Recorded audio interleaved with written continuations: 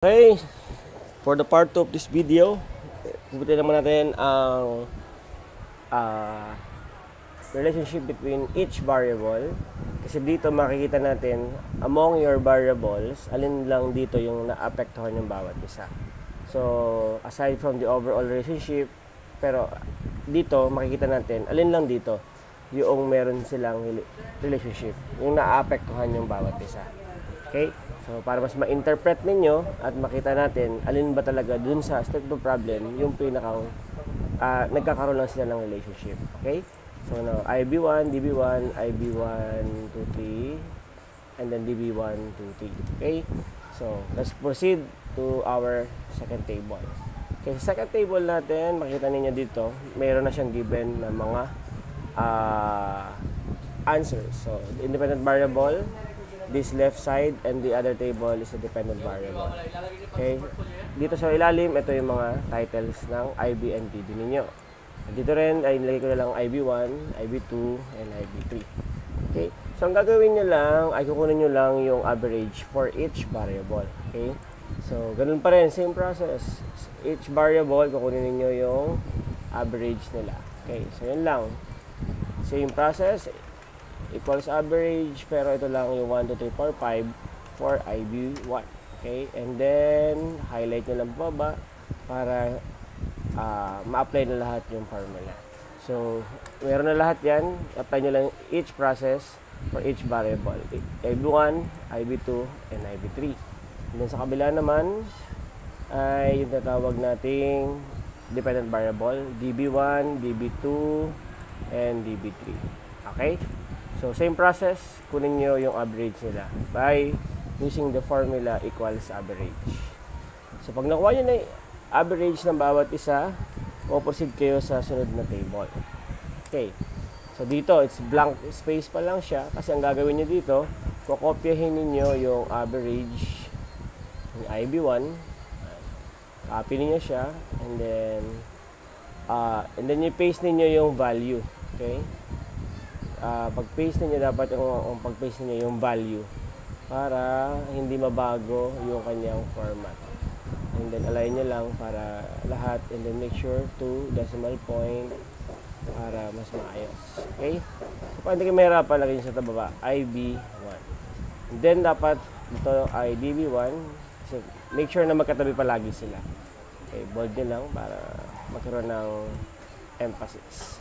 So, what is DB1? Punta lang tayo sa kabilang table. Ito si DB1. Kunin niyo yung average ito. Right click. Copy. Proceed sa kabila. And then i-paste dito. Make sure yung values. Okay? So, pag ganyan, arrange nyo lang muna. Left, ano nilang siya, alignment. And then, 2 decimal places. Dito sa baba, general. Ito. Move nyo up sa kabila. 2 decimal places. Okay, and then, copyhin nyo lang itong IB1 kasi meron tayo. Yung IB1, kukunin natin yung relationship kay DB1, DB2, and DB3. Okay. Oops. And then, lagyan natin ng konting space para lang hindi magulo. Okay, so, balik tayo sa table. Kunin natin yung DB2. Okay, ano ba yung DB2? Copy natin yung DB2. Balik sa kabila. And then, lagay kayo ng label na DB2. And then, i-paste nyo lang siya dito. Paste. Oops, nawala yung copy button. Yan. And then, ito, lagay nyo dyan. And then, values. Same, repeat the process. 2 decimal places. And then, DB3 tayo. Ito na sa kabilang table. Copy ng DB3.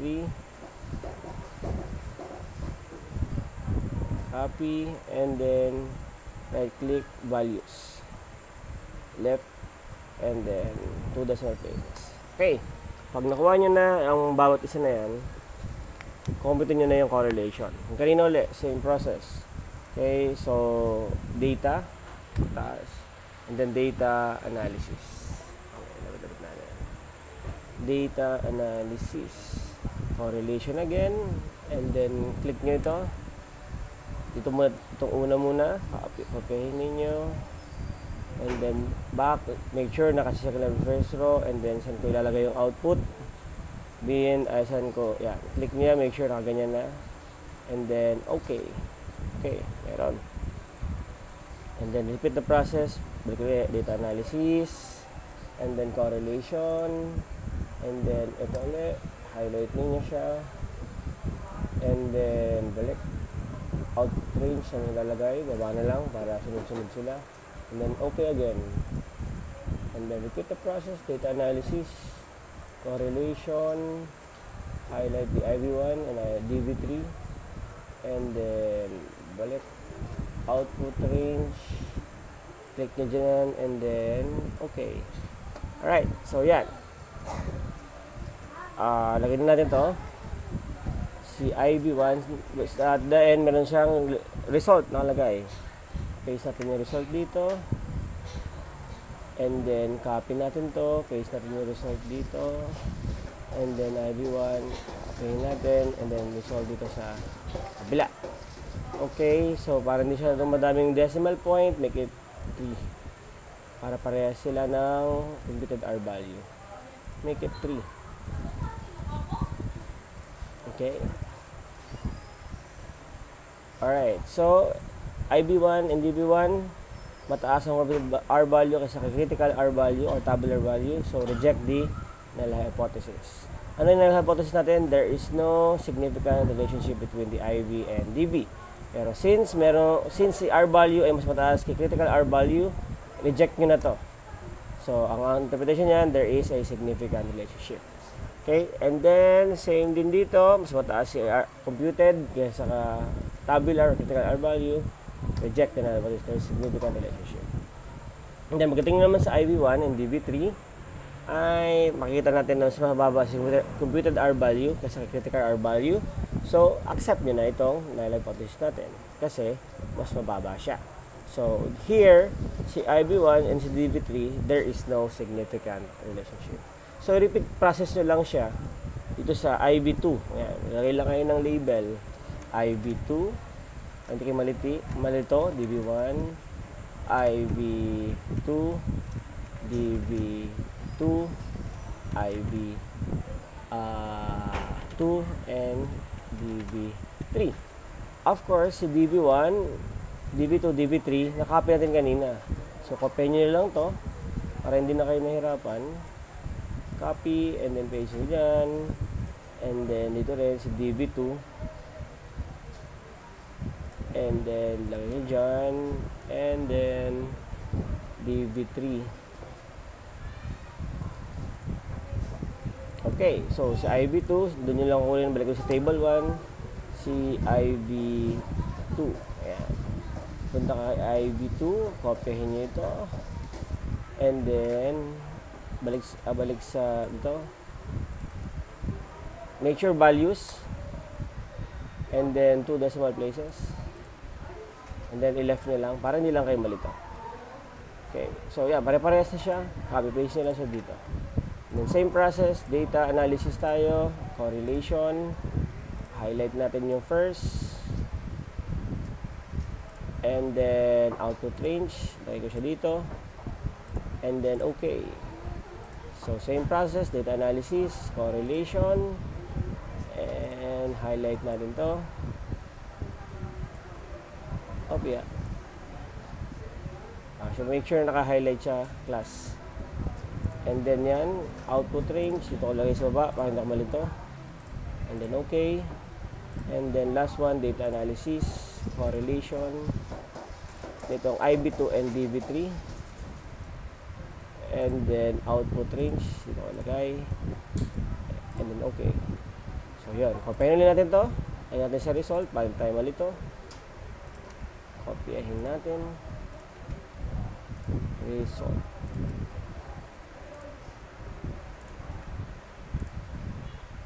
Okay. So, 2 decimal places.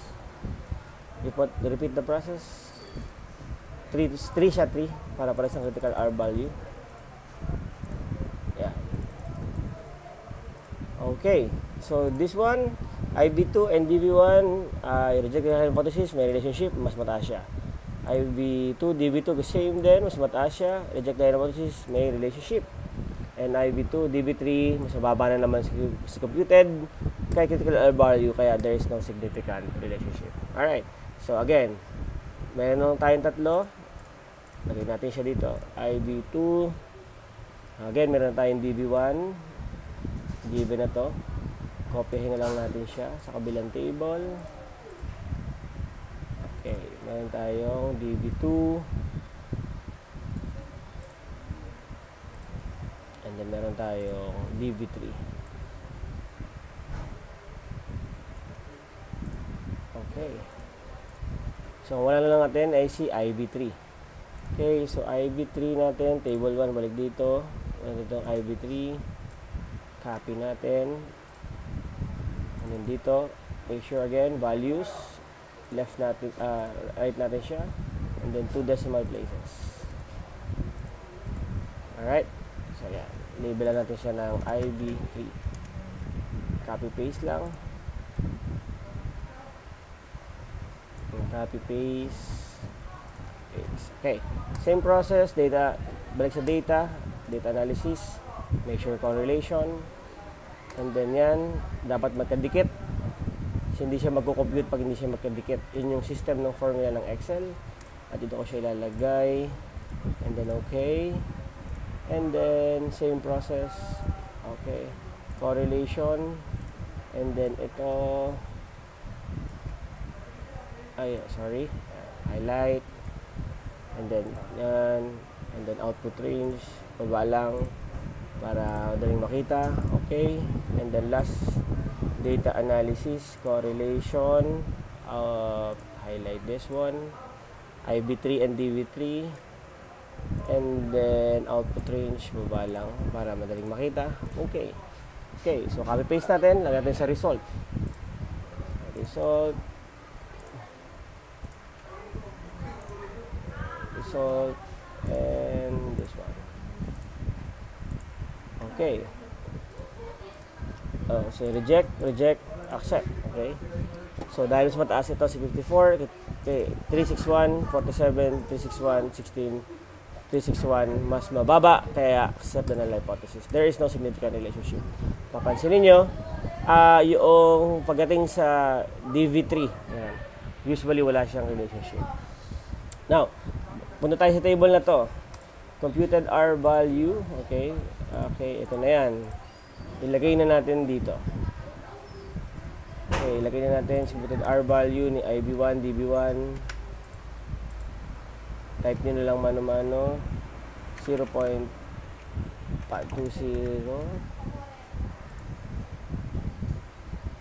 DB2 natin. DB2.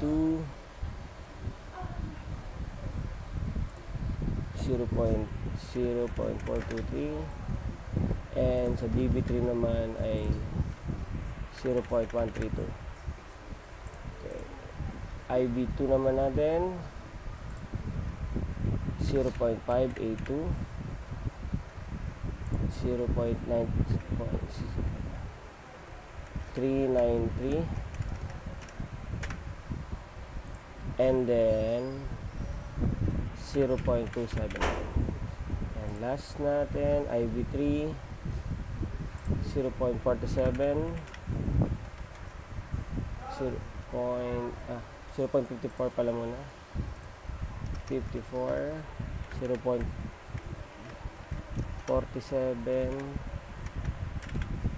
and 0.16. Okay, sa R squared lang naman, R squared nyo lang siya. Multiply by itself. Okay.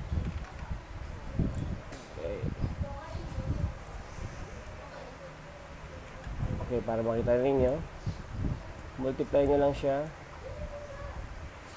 0.520 multiply by 0.52. So, 0.2704. 0.2704. Same yun dito. 0.423 multiply by 4. Wala tayo kung ano dito. Ay, meron pala. Okay, 0.423, i-squared nyo lang siya. So, 1789. Okay. 0.1789 and 0.393 i-squared nyo lang 1544 0.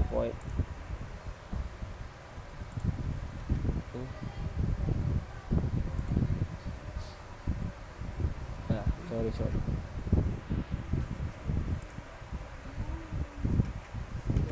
Wait na rin nga, nalito ako may squared nito 2074 0.423 squared 17.89 dito pala siya.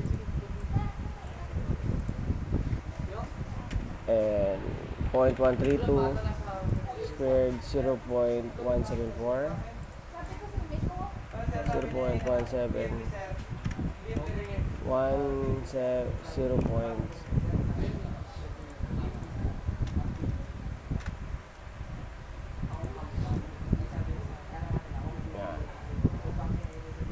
Okay, and then 0.582 squared 387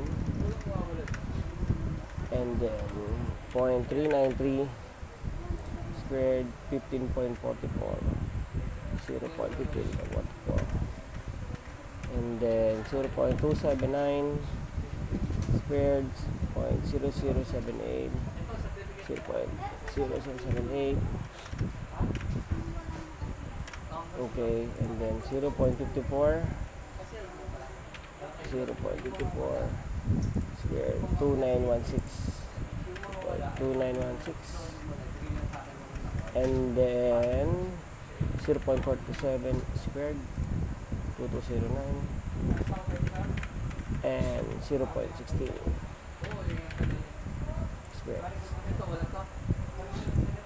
0.0256. So yan ang lumabas sa ating table na to. Okay, so ganyan lang, encode nyo lang siya.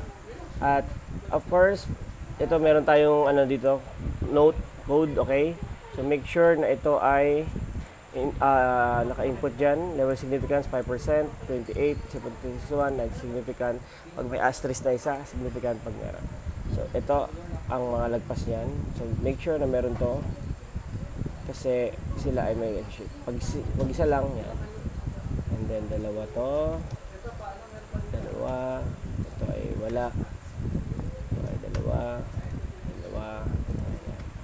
Okay, so ito na yung table na to, relationship between the IV and the DV, computation nila.